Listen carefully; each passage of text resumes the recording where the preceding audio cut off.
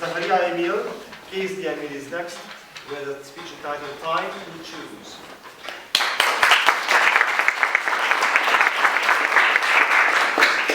Hi there. This is the 5th year I'm taking part in this competition. Not much has changed during these years. I'm still as nervous as I was the first time. My jokes are still as bad. There is, however, one difference. I have a beard now. Not only does this mean that I'm more successful with the ladies, it is also a sign that I'm aging, which in turn means that I should be able to teach something to those younger than myself. But this year, it's been very difficult to decide what to tell you, and it's mainly because of the theme. It pushes us to teach life lessons. It leads to a group of adolescents telling you what life is about, when really, we've only just started living ourselves. It seems arrogant to me to assume that I would know something about life that you don't. On the other hand, we all live different lives, and we all have some things we want to share. I do too. But when you only have 5 minutes, it's hard to choose what to say. If there is one thing I learned in the past 5 years, it's that words matter, when backed up with sincerity, compassion, or wisdom.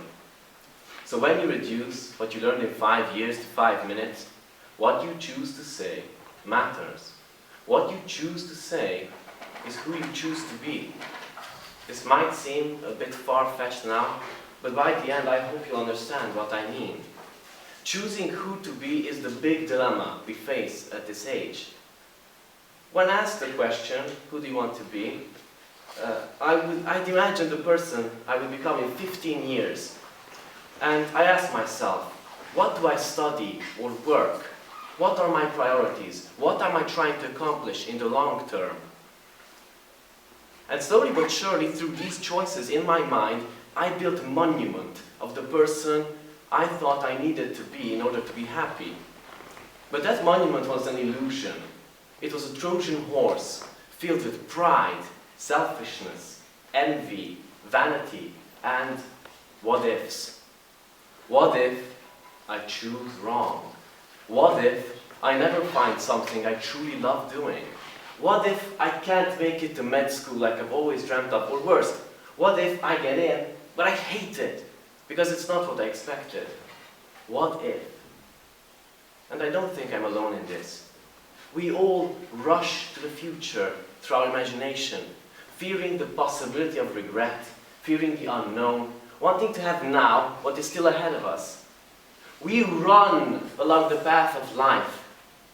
But no matter the path we choose, we're all heading to the grave. So, why run? I know it's tempting to believe that these choices will somehow determine who we are and what we stand for.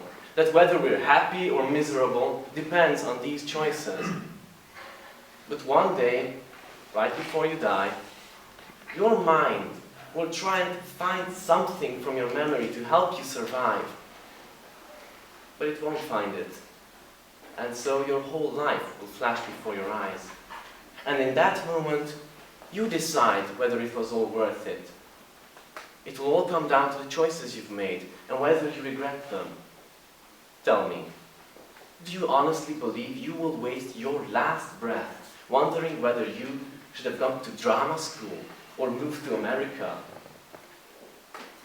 What do you do when your friends call you out somewhere? When your mother asks you to stop fighting with your brother? When your dad tells you to help in the garden? What do you tell that boy or girl you fancy to let them know it? How do you cheer up a friend with a broken heart? How often will you visit that grandparent you love the most? How often will you forgive and ask for forgiveness? Those are the moments you choose who you are. Some people tell me cynically that life is about gathering papers, certificates, diplomas. At the end of my short life, there will be only one sheet of paper that matters. And as I will take the exam paper of my life, I will write down a list of all the people I've ever loved and have loved me, of friends and family, of people whose hearts and minds I was able to touch, of those who stood up for you and I couldn't stand up for myself. I'll write down the name of every single person because of whom life became a privilege, and to whom I could offer at least a smile or a laugh. And I'll write down every single amazing thing I've done or learned in this one short life of mine. And when the page is filled to the brim, and I still have so many things I wish I could write down, I will hand in my exam paper to my children and tell them, this was my life, and it was a good life. So don't be afraid. The choices in these coming years, yes, they will be difficult, but they will not make or break you. Who you are is what you give, so receive. Be it through love, be it through speech. What you choose to give is all that matters.